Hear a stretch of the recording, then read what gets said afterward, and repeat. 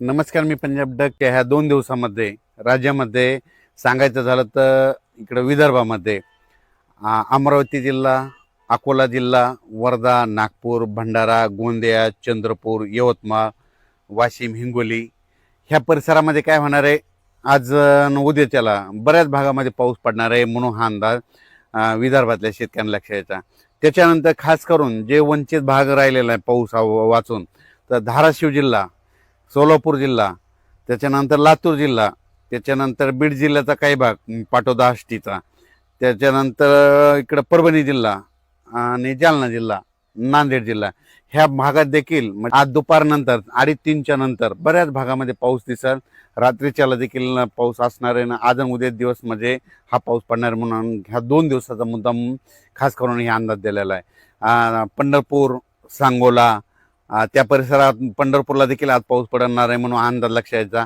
अक्कलकोट, उदगीर, नळदुर्ग, त्याच्यानंतर उमरगा, कंधार, लोहा ह्या पट्ट्यामध्ये देखील आज काय होणार आहे, बऱ्याच भागामध्ये पाऊस पडणार आहे म्हणून हा अंदाज लक्ष यायचा. पालम तालुका, सोनपेठ तालुका, त्याच्यानंतर गंगाखेड, इकडं परळीकड ह्या बऱ्याच भागामध्ये आज काय होणार आहे, पाऊस येणार आहे म्हणून हा अंदाज लक्ष यायचा.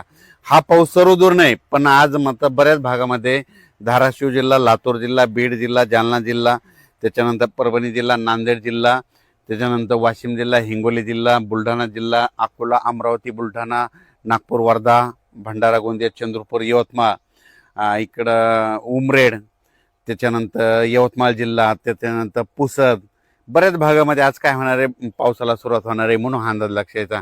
खास करून हा 2च दिवसाचा अंदाज मुद्दा म्हणून शेतकऱ्यासाठी दिलेला आहे. त्याच्यानंतर परत पाऊस येणार आहे, पण त्याचा पाऊस आपण उद्याच्या अंदाजात दाखल देण्यात येईल.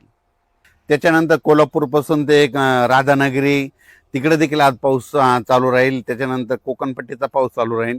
इगतपुरीचा पाऊस सुरूच राहील. इगतपुरीला पाऊस जोरात पडत असल्यामुळे नाशिककडे काय होईल, सरी येत राहतील म्हणून हा अंदाज त्यांनी देखील लक्ष द्यायचा.